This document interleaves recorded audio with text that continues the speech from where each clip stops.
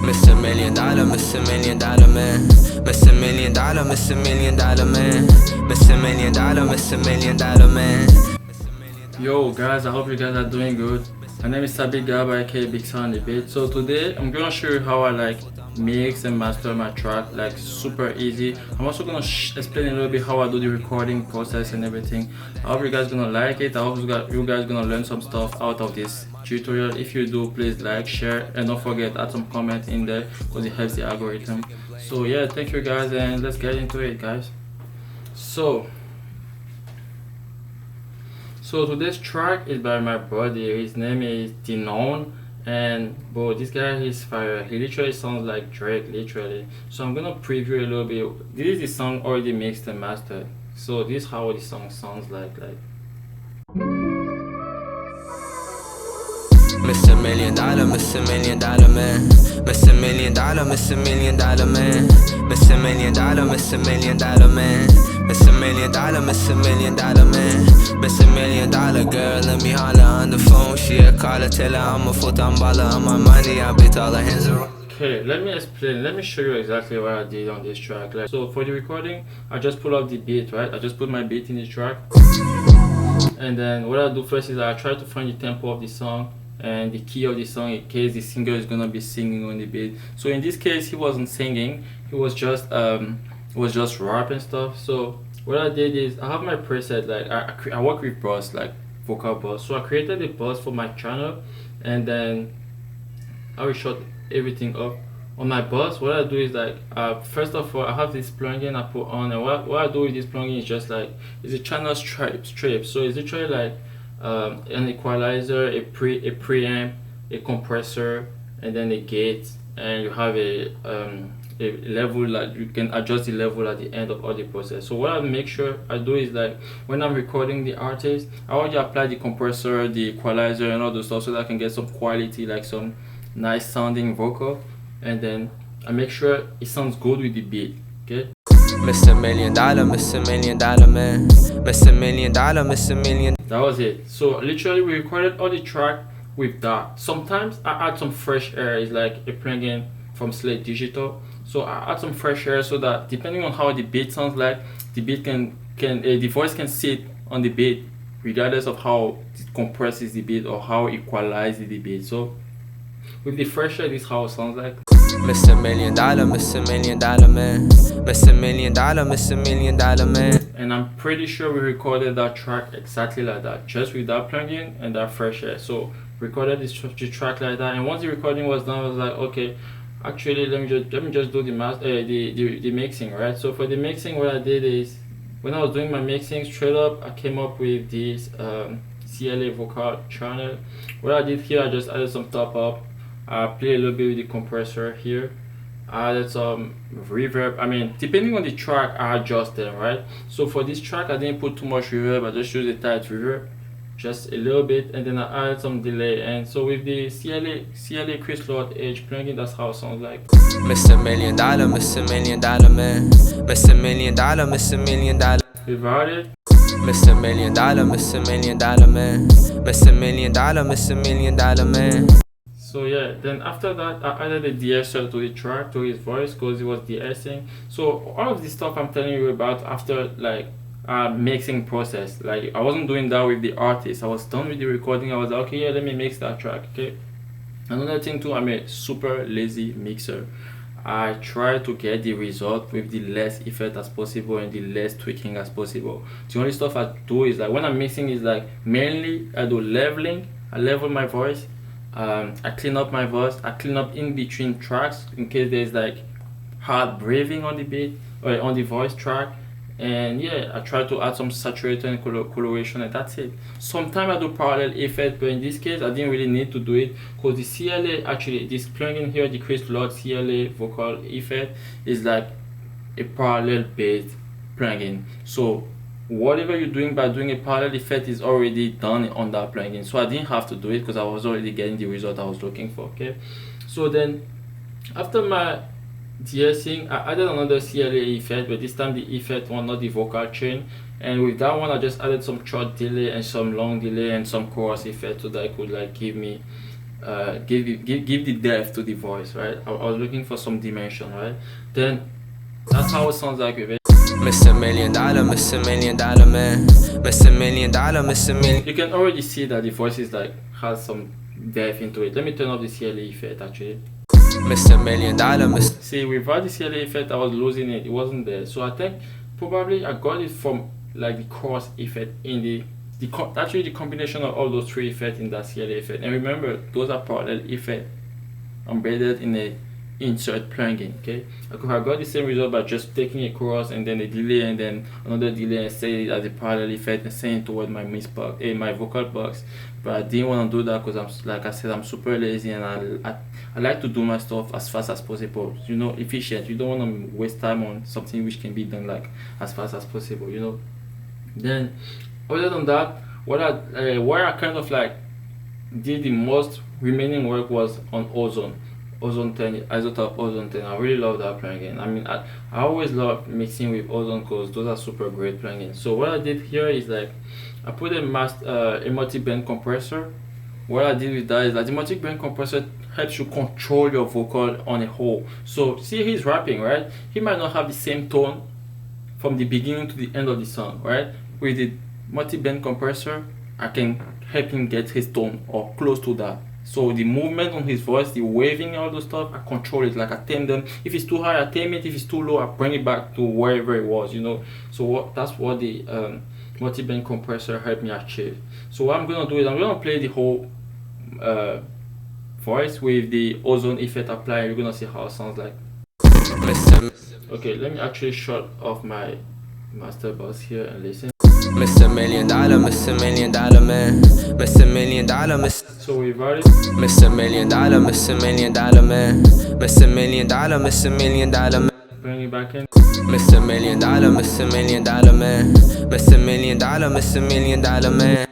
Then okay, so let me go now. I'll shut off everything and then you're gonna see step by step what I did. So here I bring my dynamic my multi-band compressor in. Mr. $1 million, Mr. $1 million man, Mr. $1 million, Mr. $1 million man. I bring back my dynamic EQ. What I did here is that I was taking off resonance. See here? Mr. $1 million, Mr. I'm actually gonna make you listen to one of those resonances. So here, Mr. $1 million, Mr. I took off this. Mr. $1 million, I took off this. Mr. $1 million man. I took off Mr. this. $1 million, Mr. $1 million. I took off this. Mr. $1 million, Mr. $1 million man. I took off this. Mr. $1 million girl, let me holler on the. That's all I was listening. I was hearing whenever I was doing the mix. Okay, it could have been. There's probably way more than those resonances, but those were the one I didn't like, so I took them off. Then I bring my exciter in. So on my exciter, I just added some bass, I touched a little bit of everything, all the frequencies, but I like when my voice is crispy. So to achieve the crispy voice, it's mainly on the high end, on the mid range of the vocal, right? So here, I added some different flavor of exciter. On the low end, I put the triode. On the mid range, I add the tape, and on the high end, I added the retro like exciter. So that's how it sounds like after all of those. Mr. $1 million, Mr. $1 million man, Mr. $1 million. You can hear sort of that the voice becomes like crispy as crazy. Let me show it up here. Mr. $1 million, Mr. The voice is still crispy already because of the multi-band compressor, but like the exciter like kind of emphasize it. So listen. Mr. $1 million, Mr. $1 million man, Mr. $1 million, Mr. $1 million. Yeah, and as if it wasn't enough, I added another like vintage tape on top. That's still an exciter, but like, you know, I'm recording like in the digital world. Like I'm not using any analog gears, but I wanna achieve the same sound as the analog gears. That's why I have like to add a lot of exciter, a lot of like vintage effect and stuff. So this is how it sounds like with that vintage tape. Mr. $1 million, Mr. $1 million man, Mr. $1 million, Mr. $1 million man, Mr. $1 million, Mr. $1 million man. Like it makes the voice like be there, like the voice is like woof. You know what I mean? It gets everything. Then I don't usually do this, but I was like, nah, let me add a limiter to that voice. I added a limiter on it. Literally, I actually did, and I did that because the voice was still, even though I did all of this, the voice was still fighting with the beat, and it wasn't like really sitting on the beat. So this is how it sounds like with the vintage limiter. Mr. Million, Mr. Oh, I see. Let me change actually. I have to change the setting. My recording. I put on the mixing one, increase the device block size. So yeah, that's how it sounds like. Mr. Million Dollar, Mr. Million Dollar Man, Mr. Million Dollar, Mr. Million Dollar Man, Mr. Million. You got it? Mr. Million Dollar, Mr. Million Dollar Man, Mr. Million Dollar, Mr. So like, my main goal when I'm mixing voices, I already said, is like, I have the leveling, and then I have the color. I already had the color, but I still felt like the voice wasn't like optimized, like it wasn't there, you know what I mean? So by bringing the limiter in it, it makes me like push up all the low end up an optimal level, you know. And it wasn't as if it was clipping and I was losing the dynamic. I still had the dynamic, but like it was there, you know. And when I got that, I was like, okay, that's perfect. Now I had to work on the sibilances, because even though I added the DSL to the voice, I was still getting some sibilances. Because listen, Mr. Million Dollar, Mr. Million. even on this, it was still there. So I added the spectral shaper in isotope Ozone. Mr. Million Dollar, Mr. Million Dollar Man, Mr. Million Dollar, Mr. Million Dollar Man, Mr. Million Dollar. So it kind of tamed it a little bit, but I didn't want to lose all my sibilances too much, because even when I'm talking right now, there's sibilances in my voices, so we need those. It's like part of voice, so you can't take them off completely. And when you listen to this mixing in the context, it still sounds great, you know, even with the less sibilances I left into it. So kind of like listen everything together in the context. Mr. Million Dollar, Mr. Million Dollar Man, Mr. Million Dollar, Mr. Million Dollar Man, Mr. Million Dollar, Mr. Million Dollar. So that was perfect. So that was literally, that's what's going on in my vocal bus, and that's everything. Like that's literally all the voices in this track. That's where they go through. They go through that mix vocal bus, and that's how it sounds like. And then on the, I had a layer here. I just literally just reduce the level a little bit to -7.9, and I pitch it down so that you can get like the deep voice, like Mr. Million Dollar, Mr. Million Dollar Man. that was it. And I just layered both together. Mr. Million Dollar, Mr. Million Dollar Man, Mr. Million Dollar Man. That was it, literally. And then everything together sounds like this. Mr. Million Dollar, Mr. Million Dollar Man, Mr. Million Dollar, Mr. Million Dollar Man, Mr. That was it. And for the mastering, most of the time I go crazy on the master, but on this track I didn't want to go crazy. So I opened Ozone 10. I literally just use the smart assistant, like the assistant view or whatever. That's all I use. I put it on hip hop rap. I let it do his job. I kind of increased it a little bit, tweaked it a little bit, came back here, and I believe I played with the level of the maximizer, and that was it. I didn't go crazy. I was like, nah, you know what? We're in 2022. All these songs are going to streaming platform, and streaming platform tweak the song. So if the smart assistant is doing a job and it doesn't break whatever I already started doing on my mixing, I'm good with it. So when I played, I was like, oh, my mix is still kind of close to my mix. I still have the same stuff I was hearing, so I'm like, nah, I'm good. I'm not tweaking anything. So listen to it with the master chain proposed by the smart assist. Mr. Million. I believe I got that in crazy. It's because I'm screen recording, that's why. I'm gonna increase it a little bit more so that it can be smooth when I'm playing. So here. Mr. Million Dollar, Mr. Million Dollar Man, Mr. Million Dollar, Mr. Million Dollar. Yeah, it's because I'm Mr. Million Dollar, Mr. Million Dollar Man, Mr. Million Dollar, Mr. Million Dollar Man, Mr. Million Dollar, Mr. Million Dollar Man, Mr. Million Dollar, Mr. Million Dollar Man, Mr. Million Dollar girl, let me holler on the phone. She a caller, tell her I'm a full-time baller. On my money, I bet all her hands ironic like a color. My skin like peanut butter, be like the same song with no master. Mr. Million Dollar, Mr. Million Dollar Man, Mr. Million Dollar. So yeah, like I said, the mastering was great. I didn't even have to do it because the result proposed by the smart assist mastering stuff was making my mixing sound better. As long as it doesn't disform my mixing, I'm good. If it wasn't great, what I would have done was like go back and master that stuff myself, you know.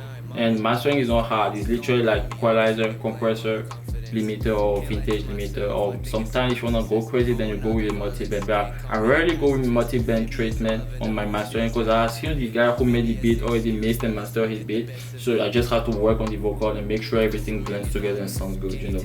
So that was great, and that's what I gave to the customer, and he liked it, and I played it on my Instagram and other stuff. People liked it, so the mix is great. You don't need to go crazy sometimes. You just have to like do the bare minimum and make sure that bare minimum is efficient, you know. So yeah, that's how I record, mix and master song most of the time. So for a recap, literally I just pull up a plugin, make sure it sounds good, and whenever I'm recording everything is fine. Then I just keep the same vibe when I'm doing the work. So depending on the context of the song, I might tweak stuff a little bit, but that's pretty much it. I hope you like this video, and if you did, like, share, subscribe, comment, and yes, see you on the next video. Thank you. My money make it look like the Twin Towers, eh?